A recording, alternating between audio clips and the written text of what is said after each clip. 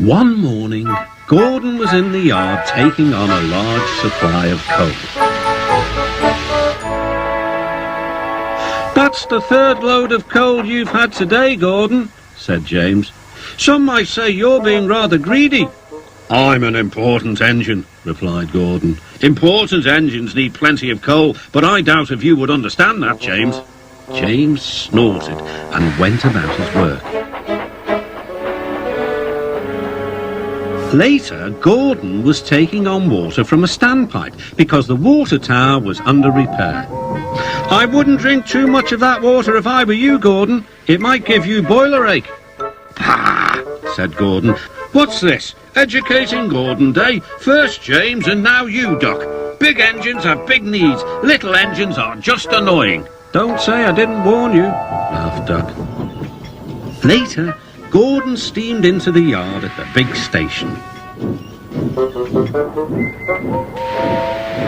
"That's what I need," exclaimed Gordon. There, emerging out of the sheds, were 2 shiny tenders. "Now, if I had 2 tenders," said Gordon, "I wouldn't need to stop so often, and I wouldn't have to listen to silly little engines." "Those tenders belong to a visitor," replied his driver.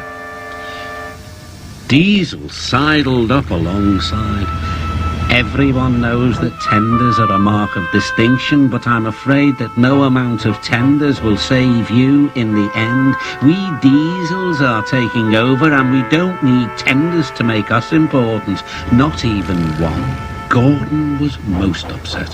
He was feeling just the same the next day. "I'm not happy." "I know," put in Duck brightly. "It's boiler ache." "It's not boiler ache," protested Gordon. "It's—" "Of course it is," interrupted Henry. "That water's bad. Your boiler must be full of sludge. Have a good washout, then you'll feel a different engine." "Don't be vulgar," huffed Gordon. He backed down onto his train, hissing mournfully. "Cheer up, Gordon," said the Fat Controller. "I can't, sir. Is it true what Diesel says, sir?"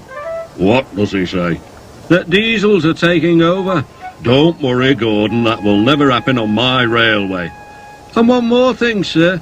Why did the visitor have 2 tenders?" "Because he lives on a railway with long distances between coaling depots." Gordon felt better.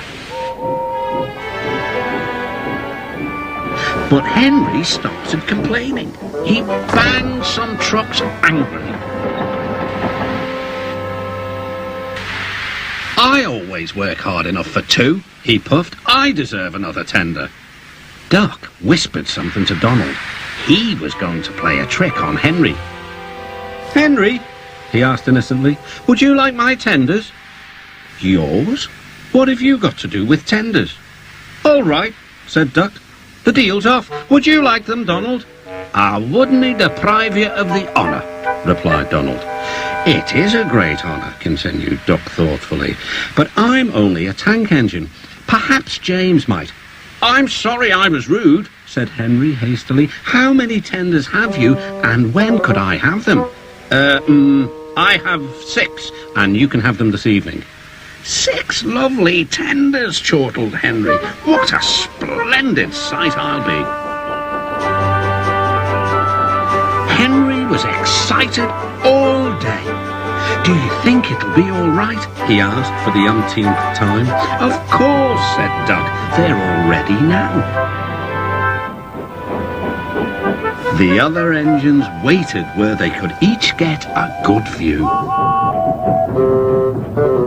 But Henry wasn't a splendid sight at all. His 6 tenders were very old, dirty, and filled with boiler sludge. "Had a good washout, Henry," called a voice. "That's right, you'll feel a different engine now." Henry was not sure, but he thought the voice belonged to Gordon.